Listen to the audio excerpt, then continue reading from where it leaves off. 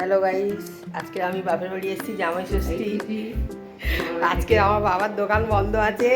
ভাই আর ভাইয়ের বউ জামাই ষষ্ঠী গেছে, 2-3 বছর আসিনি। বোনটা বলে আমরা একা একা কী করবো, তুই আয়। তাই সকালবেলা চলে এসেছি।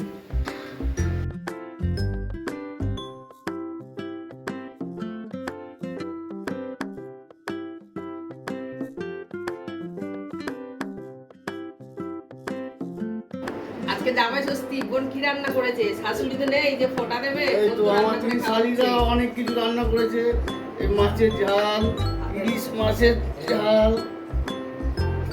ঝাল, কালিয়া, মুরগির মাংস, মটন, পাঁপড় ভাজা, স্যালাড, আম, মিষ্টি, উচ্ছে আর মাছ ভাজা। ভালো আইটেম করেছে। আর থামস আপ আছে।